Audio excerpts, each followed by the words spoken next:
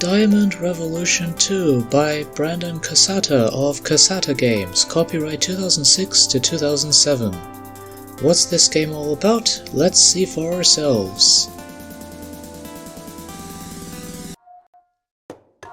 The goal of the game is to destroy all the standard diamonds in the level. These include all diamonds except bombs and all crystals. To destroy a diamond, you must match its color and just hit it. Colorless are wild. Change your color with color switches. To move, use the arrow keys and shift to speed up vertical movement, aka thrust.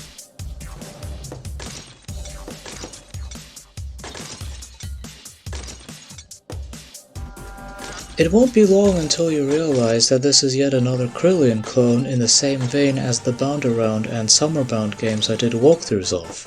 When I first came across Diamond Revolution 2 at some point in 2008, I did not know what Crillion was. Watch out for death bricks. If you hit it and match the color of the X marked on, you will lose a life and need to restart the level. Death bricks without any color are deadly no matter what, so avoid them completely. These are the equivalent of skulls in Bound Around and the original Crillion. And do I also need to mention this game also has no life system?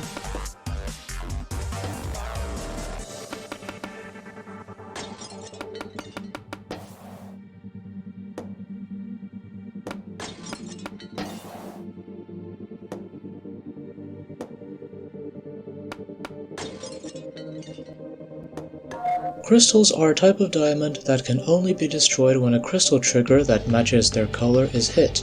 Crystal triggers look similar to color switches, but with a black cross going through them. This is relatively new, I never saw this in Bound Around at all, and the only other Crillion game I've heard of that has anything similar to this is Frozen Fruits 4, which I'll be doing a walkthrough of later.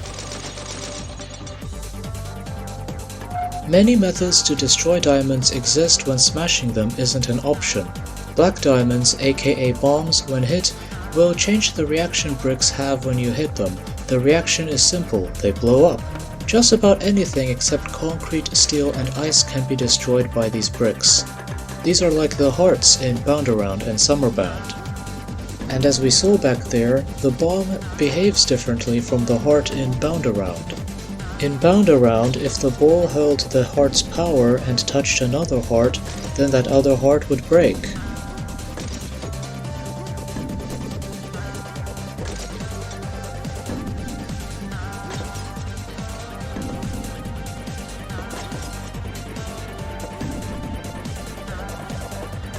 Another method for destroying things is to use fuse bricks.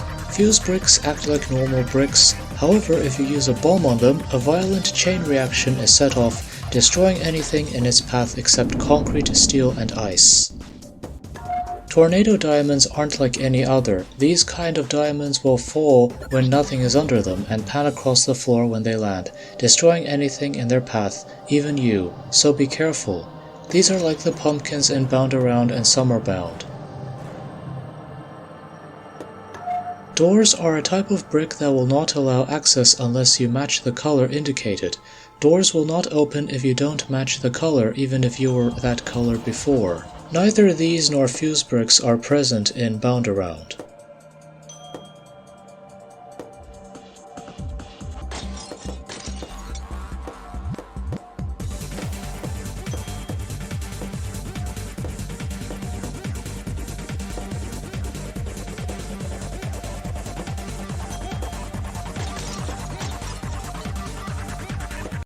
Steel bricks are much like concrete in the idea that they are indestructible. Unlike concrete bricks though, these bricks will fall down when nothing is under them.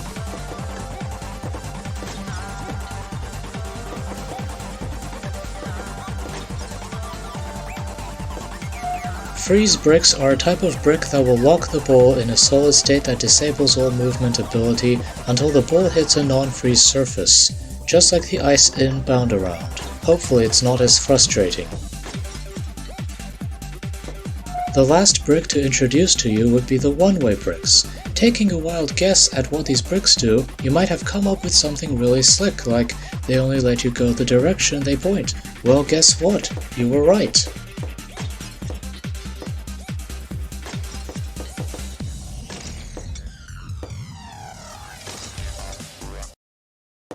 Part 1. So this is the actual start of the game?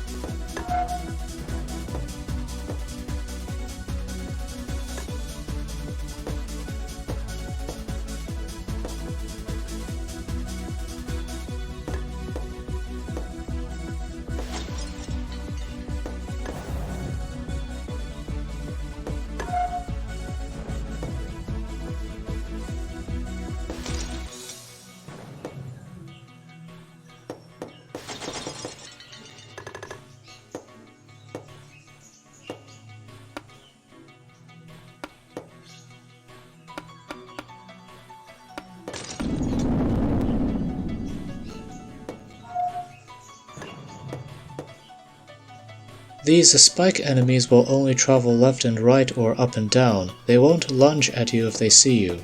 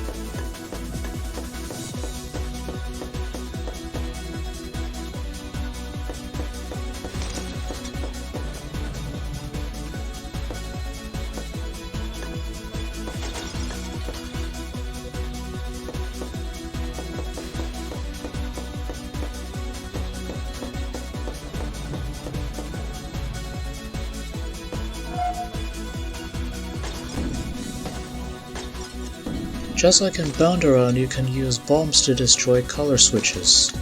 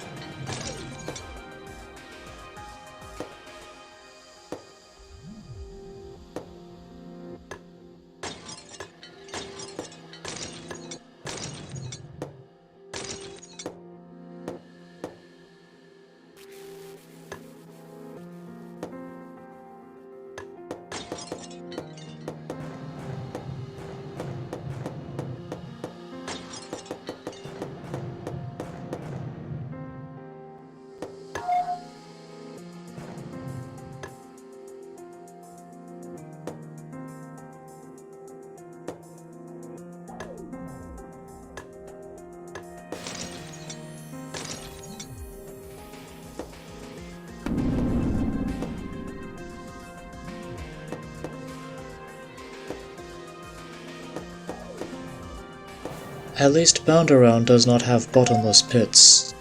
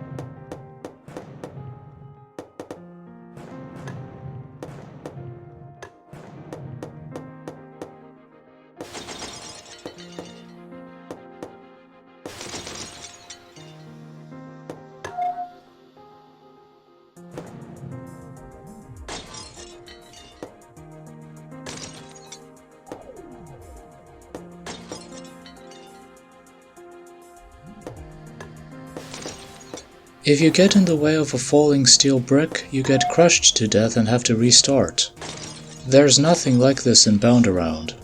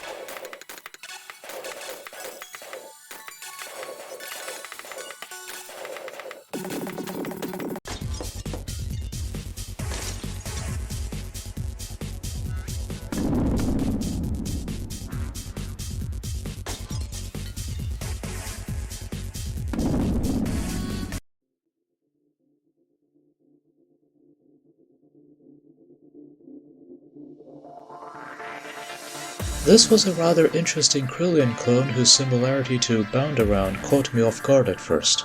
Apart from the usual blocks, color changers, and skulls, there were spinning enemies that destroyed whatever they could in their paths, square-shaped enemies that simply moved around in an axis, and power-ups that have allowed the ball to destroy certain objects. There's also an official built-in level editor if 30 main levels and 10 tutorial ones were not enough, but that's not all that sets this game apart from Bound-Around. Other than a more advanced visual style, there are new elements such as the remote-controlled crystals, fuses that react to bomb powers, and metal blocks that fall down. Then, some objects' behaviors are changed, such as the spiked enemies and the concept of going out of bounds. And finally, the list of things this game doesn't have would be too many to list, but for starters, there are only 5 colors instead of 6. Looks like the developer had some of his family members beta test the game. Last we heard from Brandon Casata, he was working on a new Diamond game simply titled Diamond. It would be distributed on Steam, have full 3D graphics, and introduce a whole set of new elements never before seen in a Crillion clone. Unfortunately, it was years since he last posted any news surrounding the game, and so the fate of the project remains unknown. Speaking of the music of SGX, aka Danny Adler, 6 years ago I was able to locate the names of 3 of his songs which are used in the game. The credits sequence uses Coactive, which you're listening to now.